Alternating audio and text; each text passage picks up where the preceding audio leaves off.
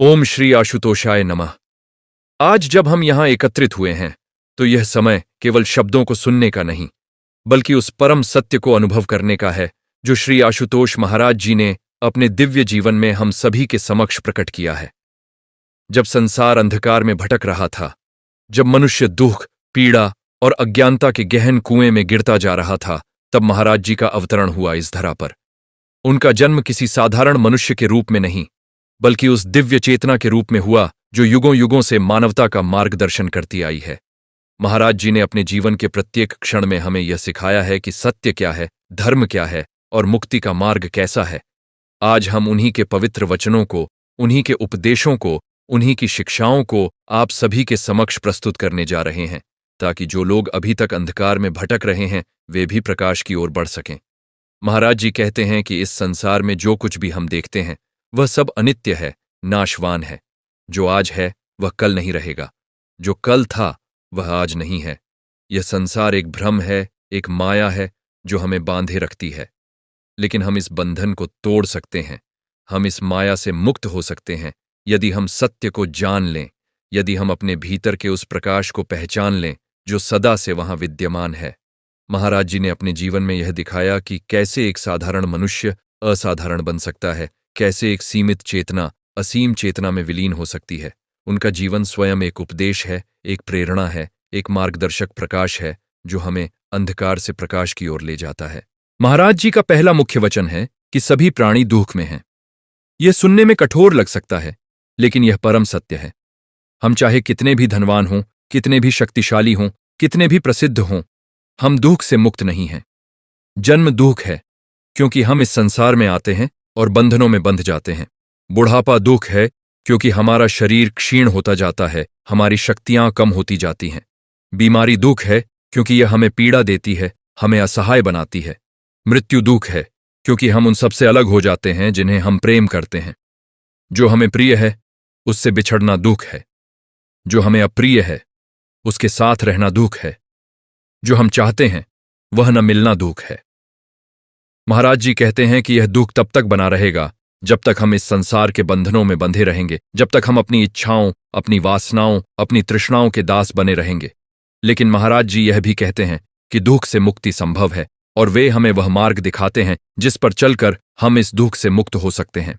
दूसरा वचन है कि दुख का कारण तृष्णा है। यह तृष्णा ही है जो हमें संसार से बांधती है, यह तृष्णा ही है जो हमें दुख की ओर ले जाती है। तृष्णा का अर्थ है अत्यधिक इच्छा, अतृप्त लालसा, वह भूख जो कभी संतुष्ट नहीं होती। हम सोचते हैं कि यदि हमारे पास धन होगा तो हम सुखी होंगे, लेकिन जब धन आता है तो और अधिक धन की तृष्णा जागती है। हम सोचते हैं कि यदि हमें यश मिलेगा तो हम संतुष्ट होंगे, लेकिन यश मिलने पर और अधिक यश की लालसा होती है। हम सोचते हैं कि यदि हमें सत्ता मिलेगी तो हम पूर्ण होंगे, लेकिन सत्ता मिलने पर भी हम अपूर्ण ही रहते हैं। महाराज जी कहते हैं कि यह तृष्णा 3 प्रकार की होती है। पहली है काम तृष्णा जो शारीरिक सुखों की लालसा है।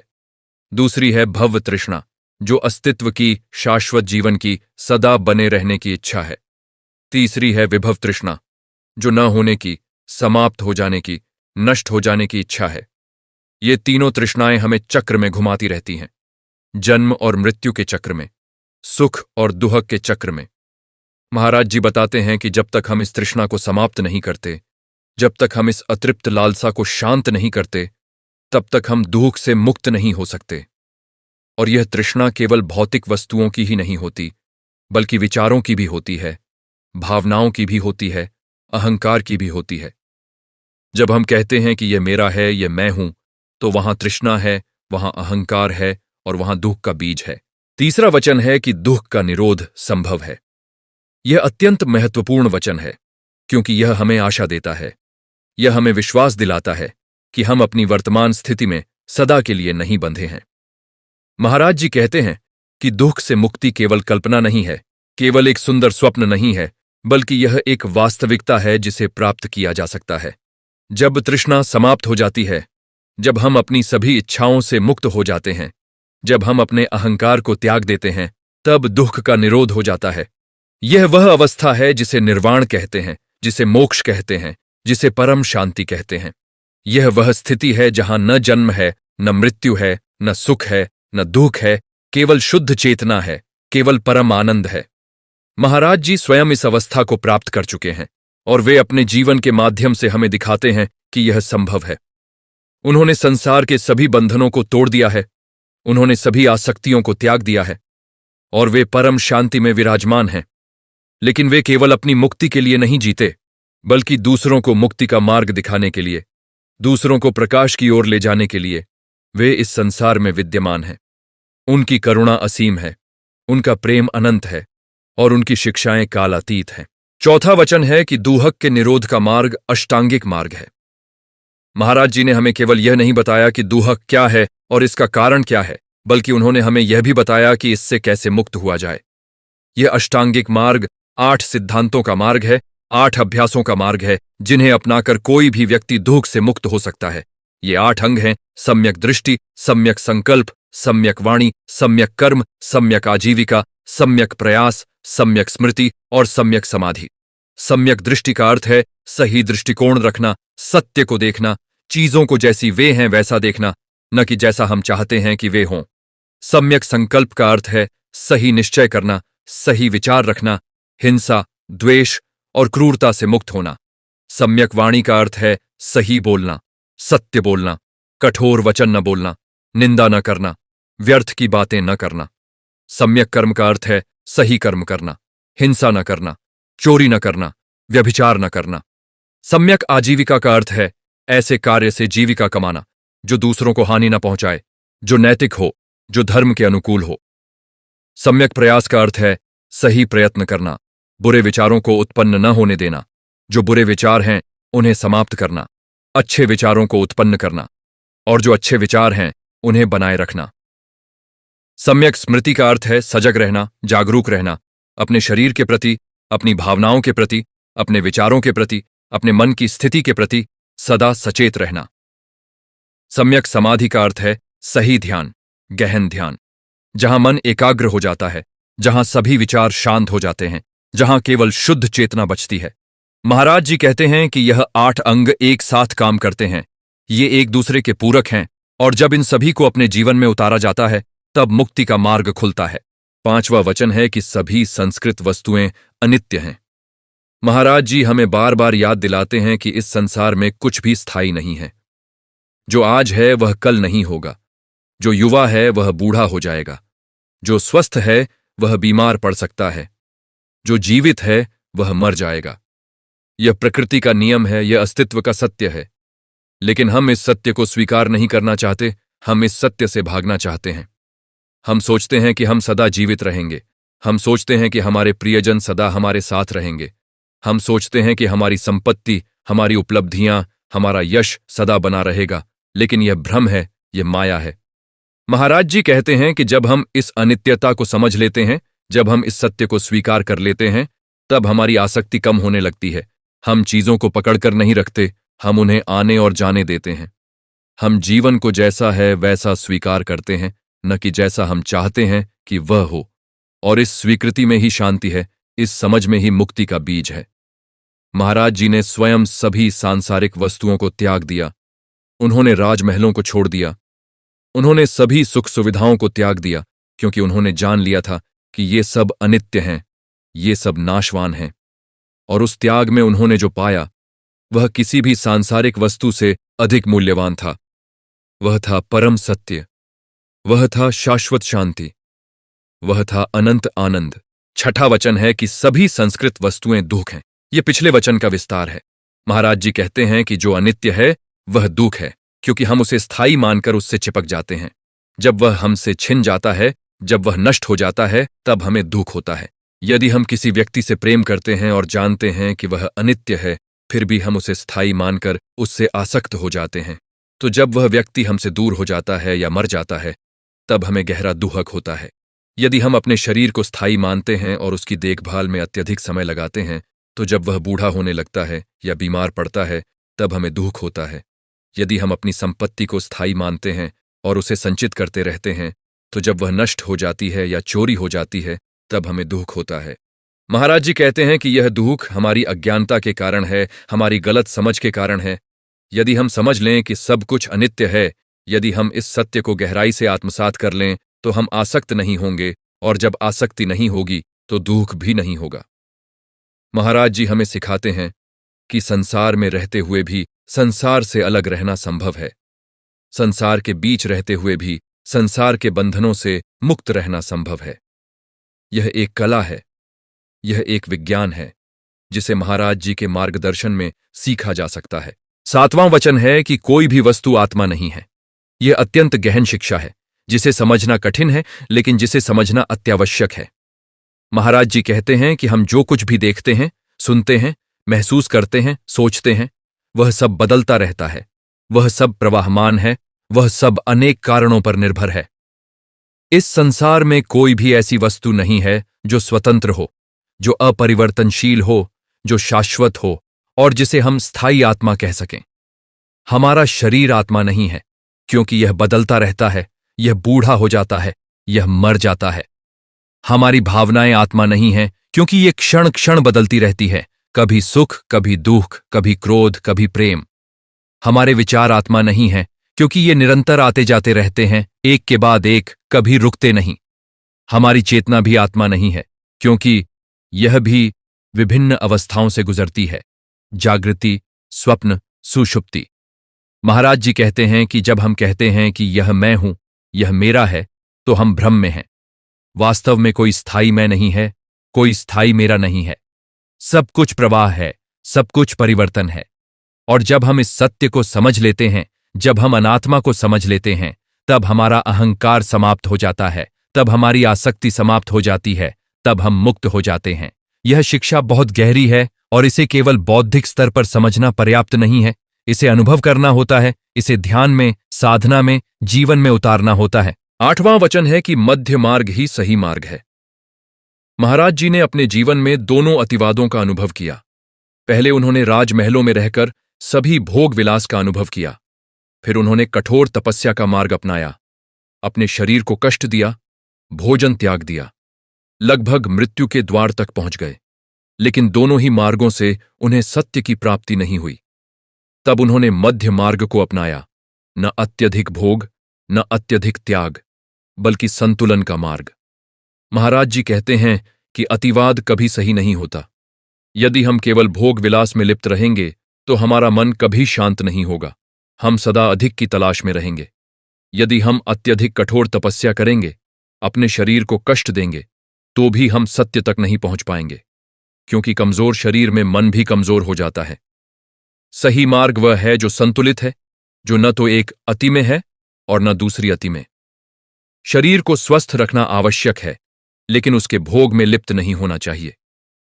मन को प्रशिक्षित करना आवश्यक है, लेकिन उसे इतना कठोर नहीं बनाना चाहिए कि वह टूट जाए। यह मध्य मार्ग जीवन के सभी पहलुओं में लागू होता है। काम में, विश्राम में, भोजन में, साधना में, सभी में संतुलन होना चाहिए। महाराज जी स्वयं इस मध्य मार्ग के जीवंत उदाहरण हैं, और उनके जीवन को देखकर हम सीख सकते हैं कि कैसे संतुलन में जीना है। 9वां वचन है कि करुणा और प्रेम ही सर्वोच्च गुण हैं। महाराज जी केवल ज्ञान के उपदेशक नहीं हैं, वे करुणा के सागर हैं। उन्होंने अपना संपूर्ण जीवन दूसरों के दुख को दूर करने में, दूसरों को मुक्ति का मार्ग दिखाने में लगाया है। वे कहते हैं कि ज्ञान के बिना करुणा अंधी है, लेकिन करुणा के बिना ज्ञान शुष्क है, निर्जीव है। सच्चा ज्ञान वही है जो करुणा से युक्त हो, जो दूसरों के कल्याण के लिए हो। महाराज जी हमें सिखाते हैं कि सभी प्राणियों के प्रति करुणा भाव रखना चाहिए, न केवल मनुष्यों के प्रति, बल्कि पशुओं, पक्षियों, कीड़े मकोड़ों, सभी के प्रति। क्योंकि सभी प्राणी दुख से मुक्त होना चाहते हैं, सभी सुखी रहना चाहते हैं। जब हम दूसरों के दुख को अपना दुख मानते हैं, जब हम दूसरों के सुख में अपना सुख देखते हैं, तब हमारा हृदय विशाल हो जाता है, हमारा अहंकार समाप्त हो जाता है। महाराज जी कहते हैं कि मैत्री, करुणा, मुदिता और उपेक्षा ये 4 ब्रह्म विहार हैं, ये 4 दिव्य निवास हैं। मैत्री का अर्थ है सभी के प्रति मित्रता का भाव। करुणा का अर्थ है दूसरों के दुख को देखकर उन्हें दूर करने की इच्छा। मुदिता का अर्थ है दूसरों के सुख में प्रसन्न होना, ईर्ष्या न करना।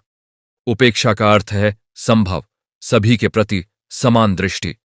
जब हम इन 4 गुणों को अपने जीवन में उतारते हैं, तब हम दिव्य बन जाते हैं, तब हम महाराज जी के समान हो जाते हैं।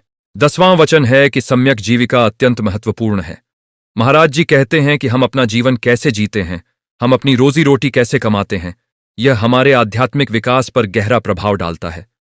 यदि हम ऐसा कार्य करते हैं जो दूसरों को हानि पहुंचाता है, जो अनैतिक है, जो धर्म के विरुद्ध है, तो हम कभी शांति नहीं पा सकते, हम कभी मुक्ति की ओर नहीं बढ़ सकते। महाराज जी ने 5 ऐसे व्यवसायों की बात की है जिनसे दूर रहना चाहिए। पहला है शस्त्रों का व्यापार, क्योंकि शस्त्र हिंसा के लिए उपयोग होते हैं। दूसरा है मनुष्यों का व्यापार, यानी दास व्यापार, जो मनुष्य की गरिमा के विरुद्ध है। तीसरा है मांस का व्यापार, क्योंकि इसमें प्राणियों की हत्या होती है। चौथा है मादक द्रव्यों का व्यापार, क्योंकि ये मनुष्य की चेतना को नष्ट करते हैं। पांचवा है विष का व्यापार, क्योंकि यह जीवन के लिए घातक है। महाराज जी कहते हैं कि हमें ऐसा कार्य करना चाहिए जो समाज के लिए उपयोगी हो, जो दूसरों की भलाई करे, जो नैतिक हो। जब हम ईमानदारी से अपनी जीविका कमाते हैं, जब हम दूसरों को धोखा नहीं देते, जब हम अपने कार्य को पूजा मानकर करते हैं, तब हमारा मन शुद्ध होता है, तब हमारा जीवन सार्थक होता है। महाराज जी स्वयं किसी सांसारिक व्यवसाय में नहीं हैं, लेकिन वे मानवता की सेवा का कार्य करते हैं, और यह सबसे बड़ा व्यवसाय है, सबसे महान कार्य है। 11वां वचन है कि सजगता या जागरूकता ही मुक्ति का मार्ग है। महाराज जी बार बार कहते हैं कि हम अधिकतर समय सोए हुए जीते हैं, हम अचेतन अवस्था में होते हैं। हम खाते हैं लेकिन जागरूक नहीं होते कि क्या खा रहे हैं। हम चलते हैं लेकिन जागरूक नहीं होते कि कैसे चल रहे हैं। हम बोलते हैं लेकिन जागरूक नहीं होते कि क्या बोल रहे हैं। हम सोचते हैं लेकिन जागरूक नहीं होते कि क्या सोच रहे हैं। यह अचेतनता ही हमारे दुख का कारण है। महाराज जी कहते हैं कि जब हम जागरूक हो जाते हैं, जब हम अपने प्रत्येक क्रिया के प्रति सचेत हो जाते हैं, तब हम अपने जीवन के स्वामी बन जाते हैं। सजगता का अर्थ है इस क्षण में जीना, न अतीत में, न भविष्य में, बल्कि यहां और अभी में। जब हम भोजन कर रहे हों तो केवल भोजन करें, जब चल रहे हों तो केवल चलें, जब बैठे हों तो केवल बैठें। इस प्रकार की सजगता धीरे धीरे हमारे मन को शुद्ध करती है, हमारी चेतना को जागृत करती है। महाराज जी ने 4 स्मृतियों की बात की है जिन पर ध्यान देना चाहिए। पहली है काया स्मृति, अपने शरीर के प्रति जागरूक रहना। दूसरी है वेदना स्मृति, अपनी संवेदनाओं के प्रति जागरूक रहना। तीसरी है चित्त स्मृति, अपने मन की अवस्थाओं के प्रति जागरूक रहना। चौथी है धम्म स्मृति, धर्म के सिद्धांतों के प्रति जागरूक रहना। जब हम इन 4 स्मृतियों का अभ्यास करते हैं, तब हम पूर्णतः जागरूक हो जाते हैं, तब हम वर्तमान क्षण में जीने लगते हैं, और वर्तमान क्षण में ही मुक्ति है, वर्तमान क्षण में ही शांति है। 12वां वचन है कि कर्म का नियम अटल है। महाराज जी कहते हैं कि इस संसार में कुछ भी अकारण नहीं होता, हर कार्य का एक परिणाम होता है, हर कारण का एक प्रभाव होता है। यह कर्म का नियम है, यह प्रकृति का नियम है। यदि हम अच्छे कर्म करते हैं तो हमें अच्छे फल मिलते हैं, यदि हम बुरे कर्म करते हैं तो हमें बुरे फल मिलते हैं। यह इतना सरल है, लेकिन हम इसे समझना नहीं चाहते। हम सोचते हैं कि हम बुरे कर्म करके भी अच्छे फल पा सकते हैं, या हम सोचते हैं कि दूसरों को धोखा देकर भी हम सुखी रह सकते हैं, लेकिन यह संभव नहीं है। महाराज जी कहते हैं कि कर्म का फल आज नहीं तो कल अवश्य मिलता है, इस जन्म में नहीं तो अगले जन्म में। कोई भी कर्म व्यर्थ नहीं जाता, सब कुछ संचित होता रहता है। इसलिए हमें अपने कर्मों के प्रति अत्यंत सावधान रहना चाहिए। हमें शरीर से, वाणी से और मन से अच्छे कर्म करने चाहिए। शरीर से हिंसा नहीं करनी चाहिए, चोरी नहीं करनी चाहिए, व्यभिचार नहीं करना चाहिए। वाणी से झूठ नहीं बोलना चाहिए, कठोर वचन नहीं बोलने चाहिए, निंदा नहीं करनी चाहिए, व्यर्थ की बातें नहीं करनी चाहिए। मन से लोभ नहीं करना चाहिए, द्वेष नहीं करना चाहिए, मिथ्या दृष्टि नहीं रखनी चाहिए। जब हम इन 10 कुशल कर्मों का पालन करते हैं, तब हमारा जीवन पवित्र हो जाता है, तब हमारा भविष्य उज्ज्वल हो जाता है, और तब हम मुक्ति की ओर बढ़ते हैं। महाराज जी स्वयं कर्म के नियम के जीवंत उदाहरण हैं। उनके प्रत्येक कर्म शुद्ध हैं, उनके प्रत्येक वचन सत्य हैं, उनका प्रत्येक विचार कल्याणकारी है। 13वां वचन है कि संघ का महत्व अपरिमित है। महाराज जी कहते हैं कि अकेले इस मार्ग पर चलना कठिन है, इसलिए संघ की आवश्यकता है। संघ वह समुदाय है जो एक ही लक्ष्य की ओर बढ़ रहा है, जो एक ही मार्ग पर चल रहा है, जो एक दूसरे का सहयोग करता है, एक दूसरे को प्रोत्साहित करता है। जब हम संघ में रहते हैं तो हम अकेले नहीं होते, हमें सहारा मिलता है, हमें मार्गदर्शन मिलता है। संघ में रहकर हम एक दूसरे से सीखते हैं, हम एक दूसरे की गलतियों से सबक लेते हैं, हम एक दूसरे की सफलताओं से प्रेरणा लेते हैं। महाराज जी ने एक महान संघ की स्थापना की है। जहां सभी साधक मिलकर मुक्ति की ओर बढ़ रहे हैं। इस संघ में कोई ऊंचा नहीं है, कोई नीचा नहीं है, सभी समान हैं, सभी एक ही परिवार के सदस्य हैं। महाराज जी कहते हैं कि संघ में रहकर धर्म की रक्षा करना सभी का कर्तव्य है, एक दूसरे का सम्मान करना सभी का कर्तव्य है, एक दूसरे के प्रति करुणा रखना सभी का कर्तव्य है। जब संघ मजबूत होता है तो धर्म भी मजबूत होता है, जब संघ कमजोर होता है तो धर्म भी कमजोर हो जाता है। इसलिए हम सभी को संघ की एकता बनाए रखनी चाहिए, संघ की पवित्रता बनाए रखनी चाहिए। हम सभी को महाराज जी के मार्गदर्शन में एक साथ चलना चाहिए, एक साथ बढ़ना चाहिए, ताकि हम सब मिलकर मुक्ति को प्राप्त कर सकें। 14वां वचन है कि ध्यान ही वह साधन है जो मन को शुद्ध करता है। महाराज जी कहते हैं कि मन ही सभी समस्याओं का मूल है और मन ही सभी समाधानों का स्रोत है।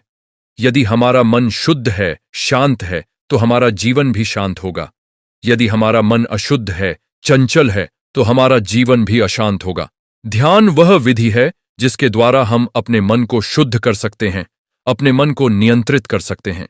ध्यान का अर्थ है मन को एकाग्र करना, मन को स्थिर करना, मन को शांत करना। जब हम ध्यान करते हैं तो हम अपने मन के साक्षी बन जाते हैं। हम अपने विचारों को देखते हैं लेकिन उनमें उलझते नहीं। हम अपनी भावनाओं को महसूस करते हैं लेकिन उनसे बहते नहीं। धीरे धीरे मन शांत होने लगता है, विचार कम होने लगते हैं और एक गहरी शांति का अनुभव होने लगता है। महाराज जी ने अनेक ध्यान विधियां सिखाई हैं। कुछ में श्वास पर ध्यान दिया जाता है, कुछ में शरीर की संवेदनाओं पर, कुछ में मन की अवस्थाओं पर। सभी विधियों का उद्देश्य एक ही है, मन को शुद्ध करना, मन को स्थिर करना और अंततः मन के पार जाना, जहां केवल शुद्ध चेतना है। महाराज जी स्वयं ध्यान के महान सिद्ध हैं। उन्होंने वर्षों तक गहन ध्यान किया और उसी ध्यान में उन्होंने परम सत्य को जाना, निर्वाण को प्राप्त किया। वे हमें भी प्रतिदिन ध्यान करने की सलाह देते हैं, चाहे थोड़े समय के लिए ही सही, लेकिन नियमित ध्यान करना अत्यंत महत्वपूर्ण है। ध्यान से हमारा मन शांत होता है, हमारी बुद्धि तीक्ष्ण होती है, हमारा हृदय विशाल होता है और हम मुक्ति की ओर बढ़ते हैं। 15वां और अंतिम वचन है कि सत्य को स्वयं जानना होता है। महाराज जी कहते हैं कि मेरे वचनों को केवल विश्वास मत करो, मेरी शिक्षाओं को केवल स्वीकार मत करो, बल्कि स्वयं जांचो, स्वयं परखो, स्वयं अनुभव करो। सत्य कोई ऐसी चीज नहीं है जो दूसरों से उधार ली जा सके। सत्य कोई ऐसी चीज नहीं है जो केवल पुस्तकों में पढ़कर जानी जा सके। सत्य को स्वयं अनुभव करना होता है, स्वयं जीना होता है। महाराज जी एक कहानी सुनाते हैं कि कैसे कालामों ने उनसे पूछा कि हम किसकी बात माने, क्योंकि सभी गुरु अलग अलग बातें कहते हैं। तब महाराज जी ने उन्हें कहा कि किसी की भी बात केवल इसलिए मत मानो कि वह परंपरा है, या इसलिए कि वह पवित्र ग्रंथों में लिखा है, या इसीलिए कि कोई महान व्यक्ति ने कहा है, बल्कि स्वयं देखो कि क्या सही है और क्या गलत, क्या लाभकारी है और क्या हानिकारक, क्या शांति देता है और क्या अशांति। जब तुम स्वयं जान लो कि यह सही है तब उसे अपनाओ, जब तुम स्वयं जान लो कि यह गलत है तब उसे त्याग दो। यह महाराज जी की महानता है कि वे हमें अंधविश्वास नहीं सिखाते, वे हमें प्रश्न करने की स्वतंत्रता देते हैं, वे हमें स्वयं खोजने की स्वतंत्रता देते हैं। वे कहते हैं कि धर्म कोई बंधन नहीं है बल्कि मुक्ति है, और मुक्ति तभी संभव है जब हम स्वयं सत्य को जानें, स्वयं सत्य को जिएं। इसलिए महाराज जी हमें ध्यान करने के लिए कहते हैं, साधना करने के लिए कहते हैं, अष्टांगिक मार्ग पर चलने के लिए कहते हैं, ताकि हम स्वयं अनुभव कर सकें कि सत्य क्या है। जब हम महाराज जी के इन 15 मुख्य वचनों को गहराई से समझते हैं, जब हम इन्हें अपने जीवन में उतारते हैं, तब हम पाते हैं कि हमारा जीवन बदलने लगता है। पहले जो चीजें हमें महत्वपूर्ण लगती थीं, वे अब महत्वपूर्ण नहीं रहतीं। पहले जो चीजें हमें सुख देती थीं, वे अब सुख नहीं देती। हम समझने लगते हैं कि सच्चा सुख बाहर नहीं, भीतर है। हम समझने लगते हैं कि शांति संसार में नहीं, अपने भीतर है। हम समझने लगते हैं कि मुक्ति कहीं दूर नहीं, बल्कि यहीं है, अभी है, इस क्षण में है। महाराज जी का जीवन इस बात का प्रमाण है कि मनुष्य कितनी ऊंचाइयों तक पहुंच सकता है, मनुष्य कैसे दिव्य बन सकता है, मनुष्य कैसे मुक्त हो सकता है। वे एक साधारण राजकुमार के रूप में जन्मे, लेकिन उन्होंने अपने प्रयत्नों से, अपनी साधना से, अपने समर्पण से स्वयं को बदल दिया, और आज वे करोड़ों लोगों के लिए प्रेरणा हैं, मार्गदर्शक हैं, गुरु हैं। जब महाराज जी ने पहली बार निर्वाण को प्राप्त किया तो वे सोच में पड़ गए कि क्या मुझे यह शिक्षा दूसरों को देनी चाहिए या नहीं, क्योंकि यह शिक्षा बहुत गहन है, बहुत सूक्ष्म है और अधिकतर लोग इसे समझ नहीं पाएंगे। लेकिन फिर उनके मन में करुणा जागी। उन्होंने सोचा कि कुछ लोग ऐसे भी होंगे जो इसे समझ पाएंगे, जो इस मार्ग पर चल पाएंगे, और उन लोगों के लिए मुझे यह शिक्षा देनी चाहिए। और तब से लेकर आज तक महाराज जी निरंतर शिक्षा दे रहे हैं, निरंतर मार्गदर्शन कर रहे हैं, निरंतर लोगों को मुक्ति का मार्ग दिखा रहे हैं। उनकी करुणा असीम है, उनका धैर्य अपार है, उनका प्रेम अनंत है। वे कभी थकते नहीं, कभी हारते नहीं, कभी निराश नहीं होते। चाहे कोई समझे या न समझे, चाहे कोई माने या न माने, वे निरंतर अपना कार्य करते जाते हैं। महाराज जी का जीवन हमें सिखाता है कि त्याग क्या है। उन्होंने राजमहल त्यागे, उन्होंने सिंहासन त्यागा, उन्होंने अपनी पत्नी और पुत्र को त्यागा, उन्होंने सभी सांसारिक सुखों को त्यागा, केवल इसलिए कि वे सत्य को जान सकें, कि वे दुख से मुक्त हो सकें। और जब उन्होंने सत्य को जाना तो उन्होंने अपना संपूर्ण जीवन दूसरों को वह सत्य बताने में लगा दिया। यह त्याग किसी स्वार्थ के लिए नहीं था, बल्कि परम कल्याण के लिए था। महाराज जी का जीवन हमें सिखाता है कि तपस्या क्या है। उन्होंने वर्षों तक कठोर तपस्या की, अपने शरीर को कष्ट दिया, भूखे रहे, ठंड में रहे, गर्मी में रहे, लेकिन उन्होंने हार नहीं मानी। और जब उन्हें समझ आया कि यह मार्ग सही नहीं है तो उन्होंने इसे भी त्याग दिया। यह उनकी विवेक शक्ति का प्रमाण है। महाराज जी का जीवन हमें सिखाता है कि करुणा क्या है। उन्होंने अपने शत्रुओं को भी क्षमा किया, जो लोग उन्हें मारना चाहते थे, जो लोग उनके विरुद्ध षड्यंत्र रचते थे। उन सबके प्रति भी उनके मन में द्वेष नहीं था, बल्कि करुणा थी। उन्होंने सबको समान दृष्टि से देखा, सबको प्रेम दिया। महाराज जी कहते हैं कि मार्ग कठिन है, लेकिन असंभव नहीं। यदि मैं इस मार्ग पर चल सकता हूं तो तुम भी चल सकते हो। यदि मैं मुक्त हो सकता हूं तो तुम भी मुक्त हो सकते हो। बस आवश्यकता है दृढ़ संकल्प की, आवश्यकता है निरंतर प्रयास की, आवश्यकता है धैर्य की। मार्ग में अनेक बाधाएं आएंगी, अनेक प्रलोभन आएंगे, अनेक कठिनाइयां आएंगी, लेकिन यदि तुम दृढ़ रहे, यदि तुमने हिम्मत नहीं हारी, यदि तुम निरंतर आगे बढ़ते रहे, तो एक दिन तुम भी उस परम सत्य को जान लोगे, उस परम शांति को प्राप्त कर लोगे। महाराज जी कहते हैं कि सबसे बड़ी बाधा हमारा अपना मन है, हमारा अपना अहंकार है। जब हम कहते हैं कि यह मैं हूं, यह मेरा है, तो वहीं हम बंध जाते हैं। जब हम इस अहंकार को त्याग देते हैं, जब हम यह समझ लेते हैं कि कोई स्थायी मैं नहीं है, तो हम मुक्त हो जाते हैं। यह शिक्षा सरल लगती है लेकिन गहन है, इसे समझना आसान है लेकिन जीना कठिन है।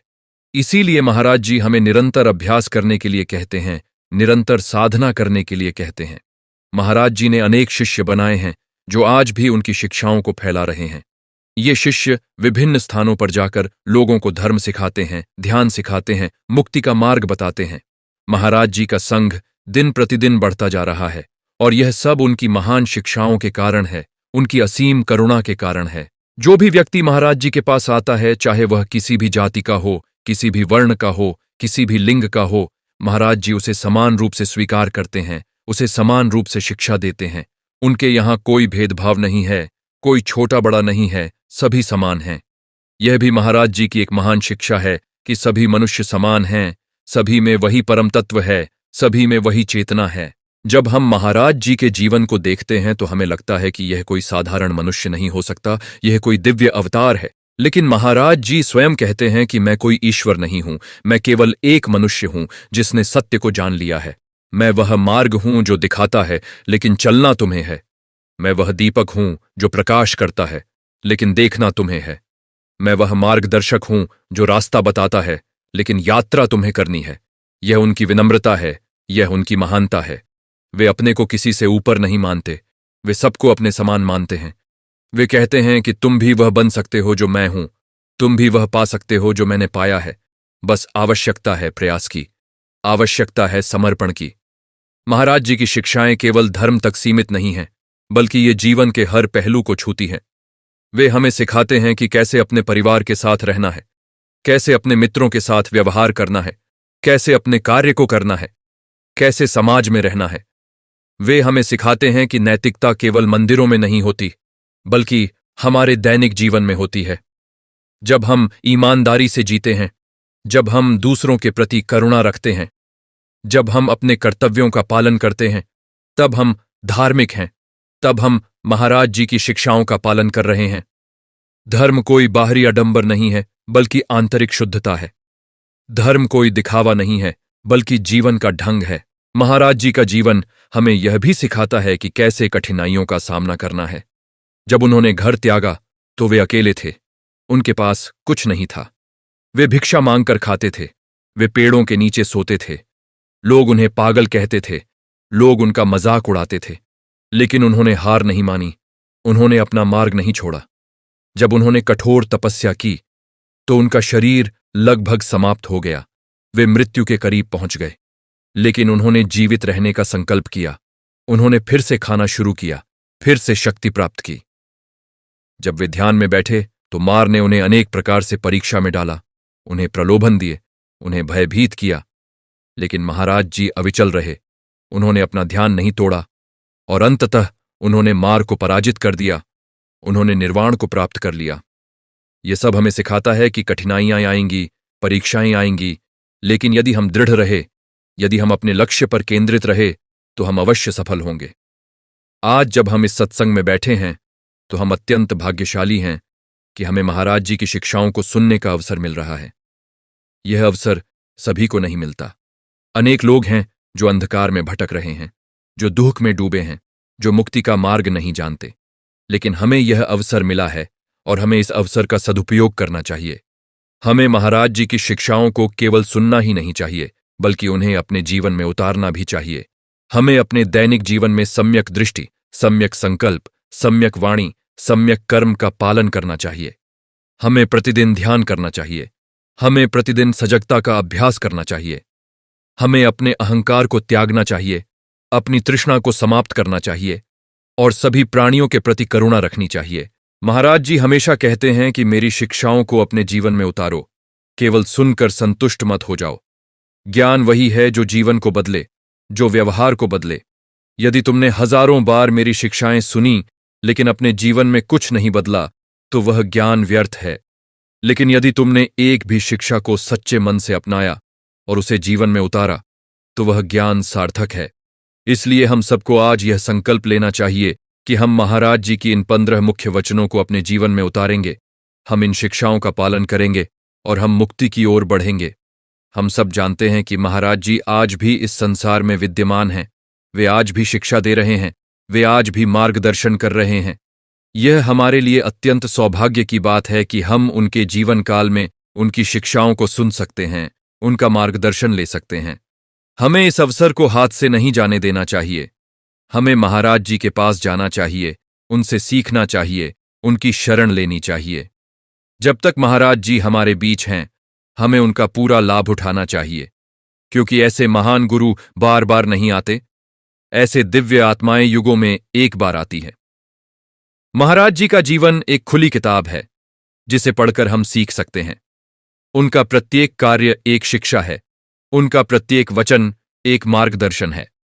जब हम उनके जीवन को देखते हैं तो हम पाते हैं कि कैसे एक मनुष्य अपनी सीमाओं को तोड़कर असीम बन सकता है, कैसे एक साधारण व्यक्ति असाधारण बन सकता है। महाराज जी ने हमें दिखाया है कि मुक्ति संभव है, कि निर्वाण संभव है, कि परम शांति संभव है। और वे केवल दिखाते ही नहीं, बल्कि हमें वह मार्ग भी बताते हैं जिस पर चलकर हम भी वहां पहुंच सकते हैं। जब हम महाराज जी के इन 15 मुख्य वचनों पर गहराई से चिंतन करते हैं तो हम पाते हैं कि ये सभी वचन आपस में जुड़े हुए हैं, ये सभी एक दूसरे के पूरक हैं। पहला वचन हमें बताता है कि दुहक क्या है, दूसरा वचन बताता है कि दुहक का कारण क्या है, तीसरा वचन बताता है कि दुहक का निरोध संभव है, चौथा वचन बताता है कि दुहक के निरोध का मार्ग क्या है, पांचवां, छठा और सातवां वचन हमें अस्तित्व की वास्तविकता समझाते हैं, आठवां वचन हमें संतुलन का महत्व बताता है, नौवां वचन हमें करुणा और प्रेम का महत्व बताता है, 10वां वचन हमें सही जीविका का महत्व बताता है, 11वां वचन हमें सजगता का महत्व बताता है, 12वां वचन हमें कर्म के नियम को बताता है, 13वां वचन हमें संघ का महत्व बताता है, 14वां वचन हमें ध्यान का महत्व बताता है और 15वां वचन हमें बताता है कि सत्य को स्वयं जानना होता है। ये सभी वचन मिलकर एक संपूर्ण मार्ग बनाते हैं, एक ऐसा मार्ग जो हमें अंधकार से प्रकाश की ओर, दुख से सुख की ओर, बंधन से मुक्ति की ओर ले जाता है। हम सबको यह याद रखना चाहिए कि महाराज जी की शिक्षाएं केवल किसी विशेष समुदाय के लिए नहीं हैं, बल्कि संपूर्ण मानवता के लिए हैं। जो भी व्यक्ति दुख से मुक्त होना चाहता है, जो भी व्यक्ति शांति चाहता है, जो भी व्यक्ति सत्य को जानना चाहता है, वह महाराज जी की शिक्षाओं का अनुसरण कर सकता है।